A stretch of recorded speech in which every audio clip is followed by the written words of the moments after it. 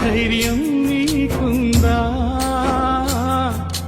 తీర్పు దినమునందున ఆయన ముందు నీవు నిలిచే ధైర్యం నీకుందా?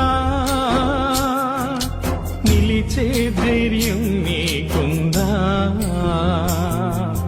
మార్పు చెందవా నీవు, మార్పు చెందవా, నీ బ్రతుకు మార్చుకోవా?